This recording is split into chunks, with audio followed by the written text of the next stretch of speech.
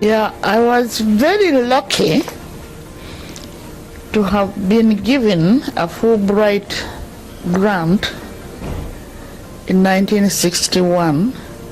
They paid extra for me to go to Chicago to attend a conference of all American education professors, which was a very big privilege.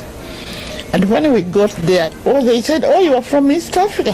Why don't you prepare us a 15-minute talk at breakfast to tell us about girls' education in East Africa? So that was an experience I wouldn't have got if I was not a Fulbright scholar. It was an opportunity for exposure in my industry at a very, very high level and at a very young age, and I really credit the experiences that I had as a student, but also as an international person traveling for the first time, and then also being able to work in an international setting. Those have been really strong foundations for the person that I am today. When you meet an American now, or you're in a gathering or you're talking to people and you say, you know, I'm a Fulbright scholar, everybody goes, oh, you know, which puts you again in a privileged sort of status.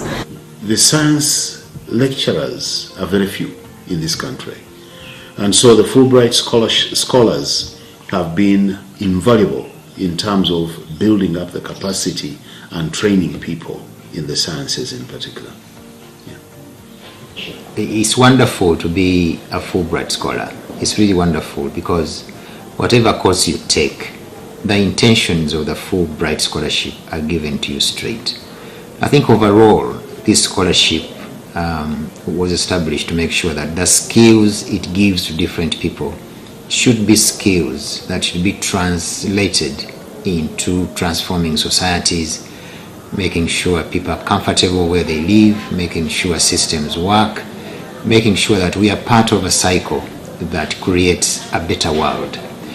One thing that I really gained from my Fulbright studies at Johns Hopkins School of Public Health was as soon as I came back home after my Fulbright scholarships, immediately that year, that was 2012, I did win a big grant with Grand Challenges Canada.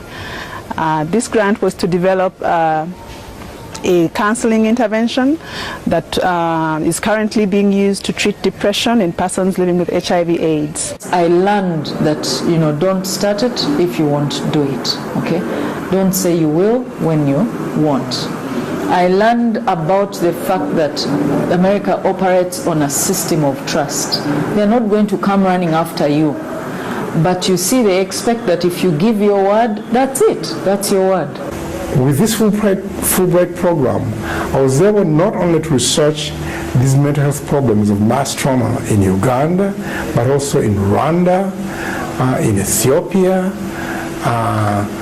and in West Africa.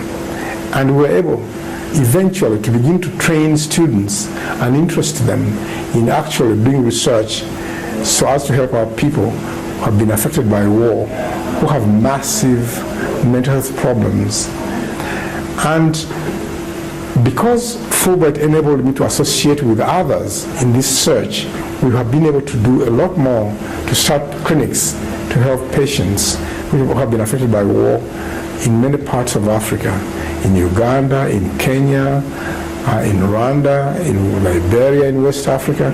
And we even started a journal called the African Journal of Traumatic Stress, a copy of which I have here, which goes to investigate and show these problems as they spread on the African continent. Actually, when I went to the US, I happened to visit the University of North Texas. I was officially in Memphis, but the program entailed that you visit other states, other universities for different presentations. And I visited the UNT, University of North Texas, where I found a professor who was researching in back cloth.